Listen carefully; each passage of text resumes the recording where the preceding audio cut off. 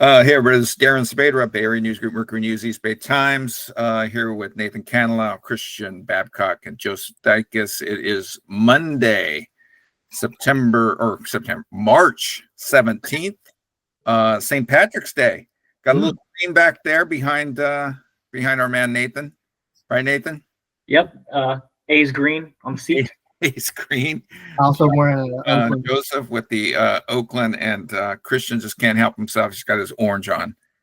It's actually red. It looks pretty orange in the sun, but it's red. It looks pretty orange. We're here to wrap up the state championships. We didn't do it late Saturday night. We had to hit the road. Christian and Nathan needed their 20 patties at In and Out. More on that a little bit later. But we'll start it off with our man Joseph Dycus. Joseph, you were there for state championship weekend. You were there for all 12 games. All the winners. All 12 games. You got to cover Prairie Boys got a W, and the Carondelet girls got a W. What's your takeaway from state championship weekend at Golden One Center? My takeaway was that outside of the top two boys divisions and the top girls division, NorCal and SoCal are pretty even once you take out those elite levels. I think all the rest of the games you felt like for the most part both teams were pretty evenly matched. I will say the Carondelet girls game, that was a crazy game, but does it even make the top three for craziest games of the weekend? I feel like we saw some bangers. We saw some craziness. TKA on Friday. Down TKA. 9 seconds to go, and could have won the game. Nathan, what do you remember about that game? Man, I remember writing my game story around beginning to write the game story like beginning of the fourth quarter, or maybe middle of the fourth quarter. I think St. Gabriel Academy had a 10-point lead pretty late, and I was like, this one's about over. And then with about a minute left, the Knights came in and shot free throws, made a couple shots, and by the time you look up, it's a 1-point game with less than 20 seconds left. I think we were looking at probably one of the future cornerstones of the South Bay in the next couple of years.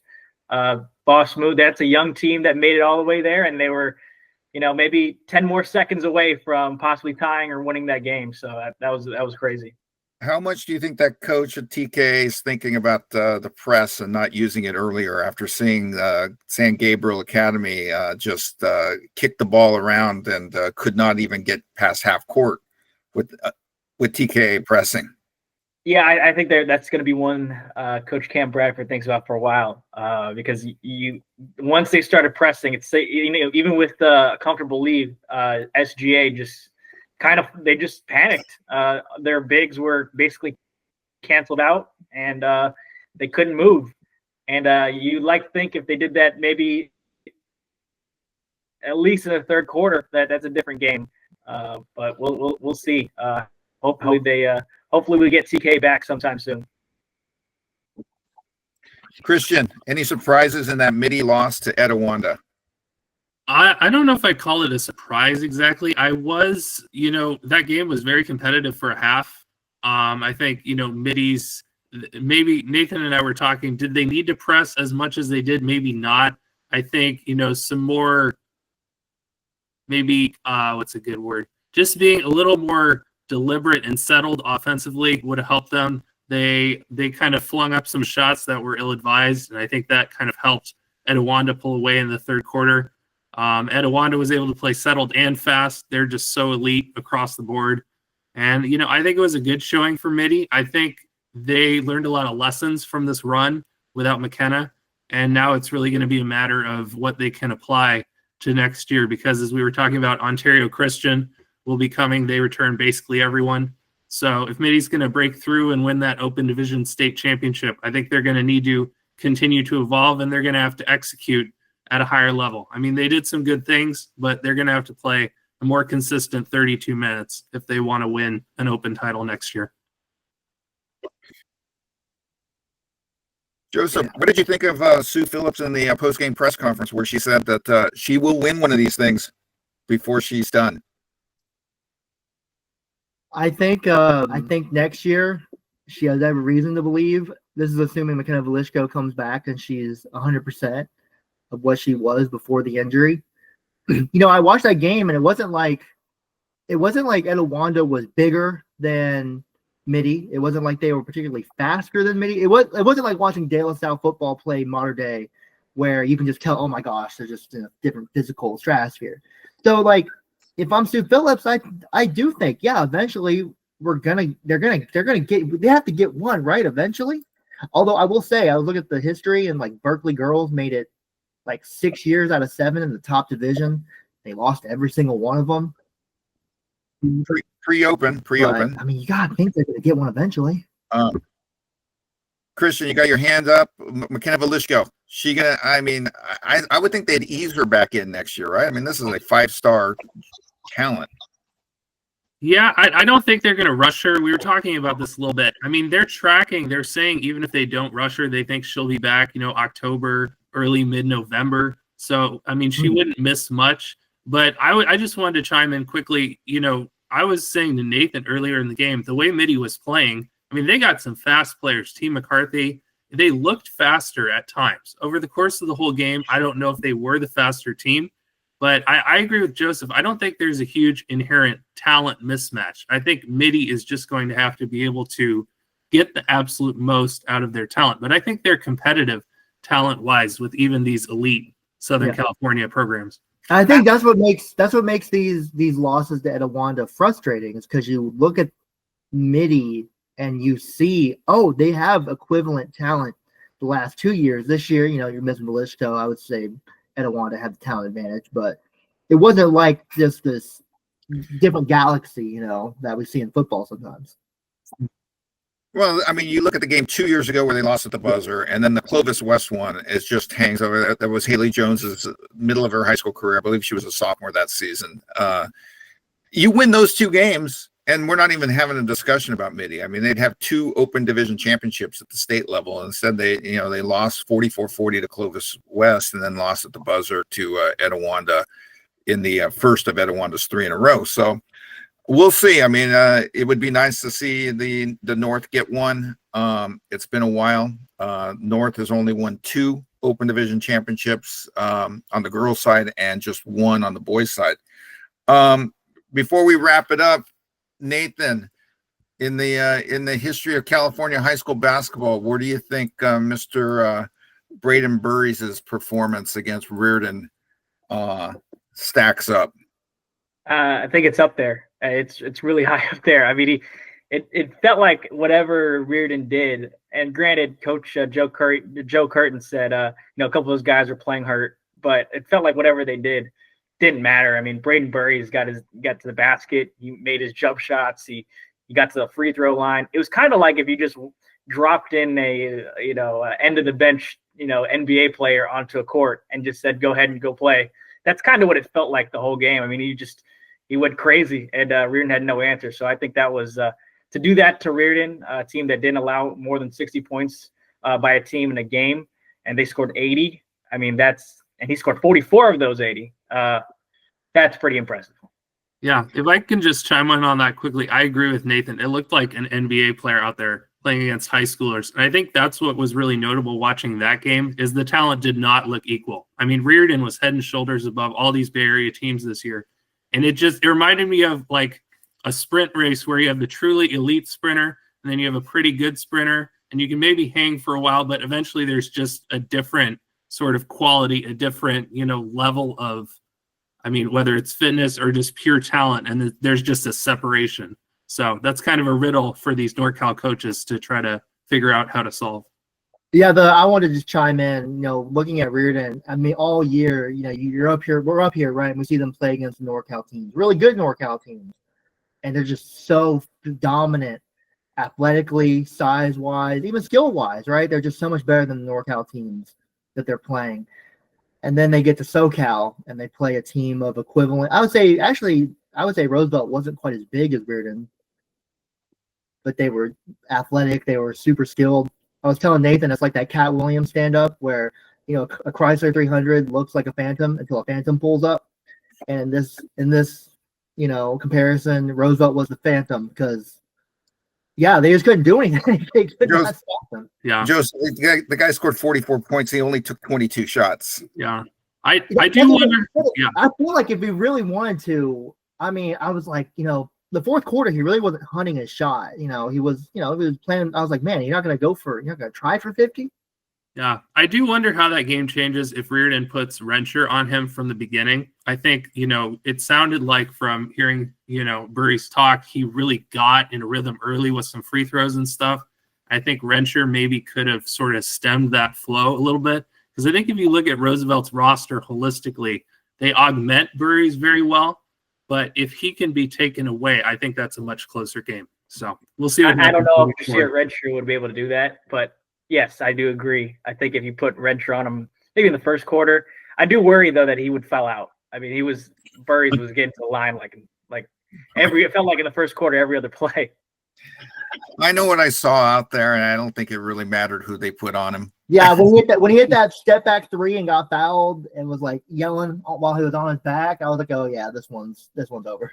I will say I feel very confident in saying I think they should have flat out double teamed him sooner than they did. I mean, like second quarter, he pushed the ball out of his hands. Absolutely. He wasn't perfect though. He did not dunk over three guys, though he tried. I would have sent three at him. If they knew he might go up for 44, I think they would have sent 2 or 3 at him to start the game. I would have done what Jesuit Carmichael did against son of former Golden State Warrior Gilbert Arenas, Elijah Arenas, where I'm just sending 3 every possession. Yeah, that game that reminded me of watching Chatsworth, because it's like there's such a clear difference between the top player and what's below him. So you just got to keep sending more and more until he's neutralized. Nathan, what would have happened if he had hammered home that dunk for the exclamation point?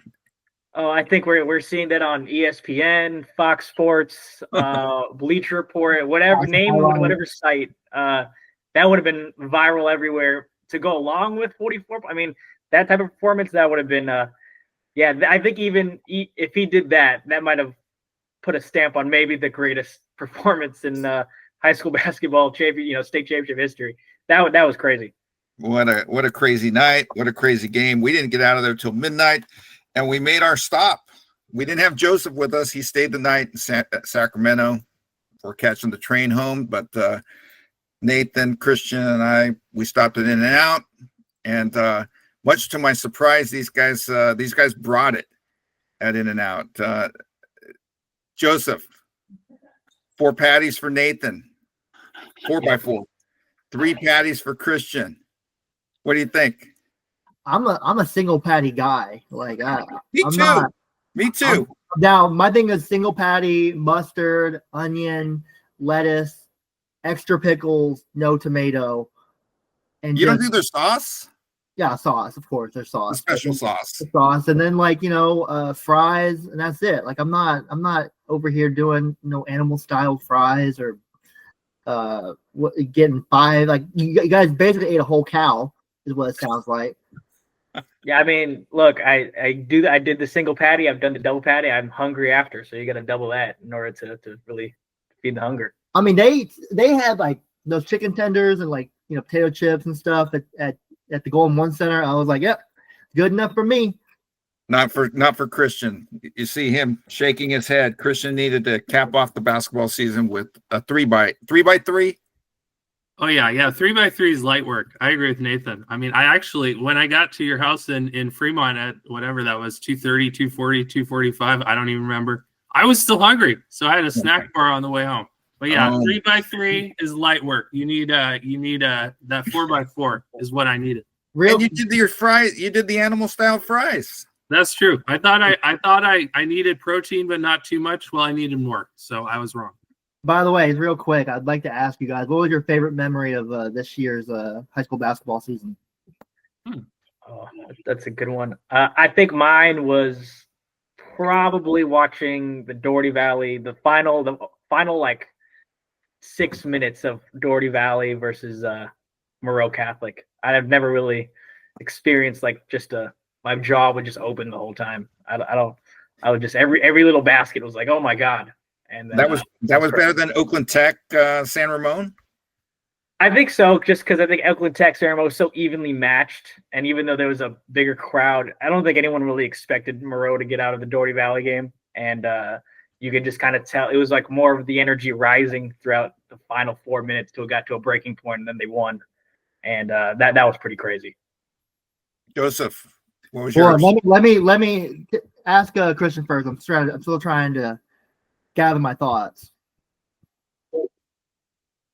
Joseph's got to think about it. Yeah, I want to shout out 2 games. The Carlmont Palo Alto boys D1 CCS championship was phenomenal. Really good game. Jarrell Clark played awesome. Carlmont as a team played really well. Their first ever CCS title in any division, I believe.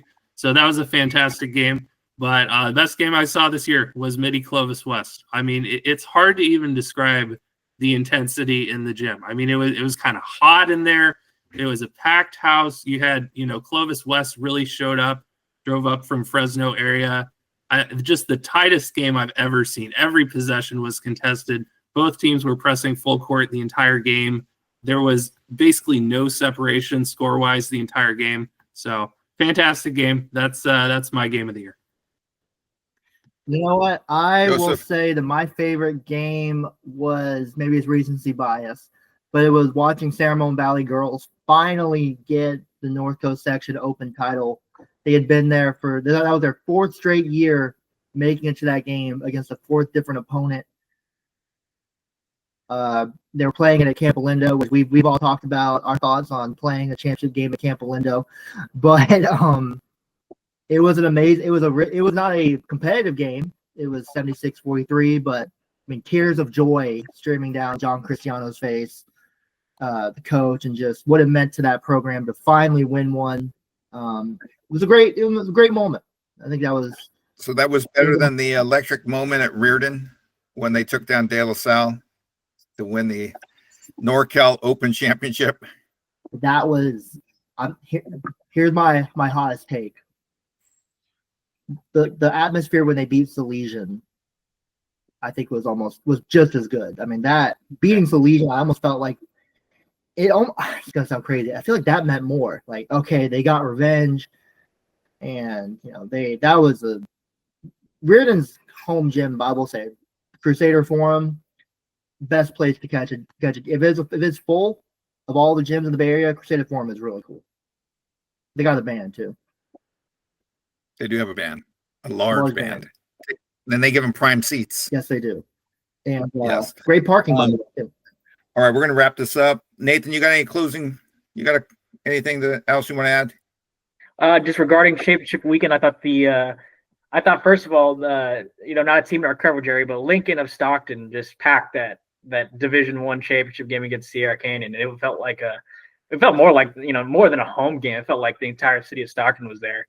And I guess the funniest or maybe most jarring moment of that weekend was the press conference after that game when we get Lincoln coach Anthony Matthews just ripping on the referees, thought he got robbed. I thought those 2 moments in contingent were very, very interesting moments of the weekend. Walks in, for those of you who don't know or missed that episode, he walks in and says, "Y'all want the real or do you want the politically correct answer?" And everyone's silent. And then me and Nate are like, "We want the real. Give us the real." And he just slams the officiating, which I'm not usually one to talk about officiating. But I will say the Lincoln of Stockton did not get a very kind whistle as LeBron James sits courtside. That's all I'll say. All right. Christian, you can wrap it up. What do you got? Yeah, no, I really enjoyed being able to get out to Sacramento and see some of these Southern California teams we heard about. I think, you definitely see in person how wide the gap is between the elite teams. But I agree. I think there are a lot of teams in the lower divisions that are competitive in this region. So I don't know what the answer is. I don't know if there is an answer with the population imbalance, if, NorCal is going to be able to get some of these titles, especially on the boys' side. But I think that's sort of a group project for all these coaches to huddle on, and we'll see what they can come up with. But it's going to be interesting to see them try to do it because it's not going to get any easier. I love the Roosevelt coach when we asked him about it. He said, "Well, I'm not trying to help them." So we'll see what happens moving forward. He did say that. That's a wrap. Check us out, mercurynews.com, eastbaytimes.com. Thanks for watching all playoff season. And that is it.